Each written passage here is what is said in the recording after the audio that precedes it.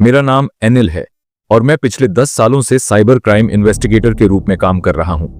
आज मैं जो कहानी आपको सुनाने जा रहा हूं वह मेरे लिए सिर्फ एक केस नहीं बल्कि एक ऐसी सच्चाई है जिसने मेरी सोच को बदल दिया। यह घटना उत्तर भारत के एक छोटे से कस्बे में हुई थी, जहां लोग सोचते थे कि सब सुरक्षित है, वहीं पर्दे के पीछे कुछ ऐसा हो रहा था जो किसी ने सोचा भी नहीं था। यह कहानी एक कॉल से शुरू हुई जो मैंने एक रात देर से रिसीव की थी। आरव बताता है कि उसके पुराने दोस्त इंस्पेक्टर रवि ने उसे देर रात कॉल किया। कॉल 16 साल की लड़की अनाया के गायब होने के बारे में थी। अनाया एक होनहार छात्रा थी। वह सोशल मीडिया पर बहुत एक्टिव थी, लेकिन अपने ऑनलाइन जीवन को लेकर बेहद सीक्रेटिव थी। एक दिन ट्यूशन जाने के बहाने वह गायब हो गई। उसका फोन उसके कमरे में मिला।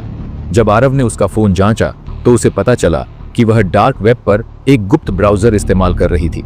आरव को अनाया के चैट लॉग्स मिलते हैं जिनमें वह किसी अनजान व्यक्ति से बात कर रही थी। वह व्यक्ति उसे मॉडलिंग फोटोज के लिए पैसे का लालच दे रहा था। चैट में यह भी पता चलता है कि अनाया के फोटोज को डार्क वेब पर बेचा गया था। जब उसने इससे इनकार किया तो उसे ब्लैकमेल किया गया।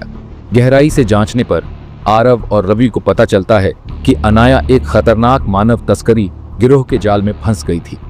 अनाया का आखिरी लोकेशन एक सुनसान गोदाम में मिला। आरव और रवि उस गोदाम पर छापा मारते हैं। वहां उन्हें अनाया का दुपट्टा और नोटबुक मिलती है, लेकिन वह वहां नहीं थी। गोदाम में कैमरे, फर्जी पहचान पत्र और अन्य लड़कियों की लिस्ट मिलती है जिन्हें इसी तरह निशाना बनाया गया था। जांच से पता चलता है कि अनाया को डार्क वेब पर किसी खरीदार को बेच दिया गया था और उसे दूसरी जगह ले जाया जा रहा था। आरव और रवि जीपीएस ट्रैकिंग की मदद से ट्रैफिकर्स की गाड़ी का पीछा करते हैं। एक हाई स्पीड चेज के बाद वे एक सुनसान हाईवे पर गाड़ी को रोकते हैं। गाड़ी से अनाया और 2 अन्य लड़कियों को बचा लिया जाता है। ट्रैफिकर्स को गिरफ्तार कर लिया जाता है, लेकिन इस गिरोह का मास्टरमाइंड अब भी फरार है। आरव इस घटना पर चिंतन करता है और कहता है कि डार्क वेब मासूमों को कैसे शिकार बनाता है। अनाया और अन्य लड़कियां धीरे धीरे सामान्य जीवन की ओर लौटने की कोशिश करती हैं, लेकिन उनके जख्म भावनात्मक और डिजिटल कभी नहीं मिटते।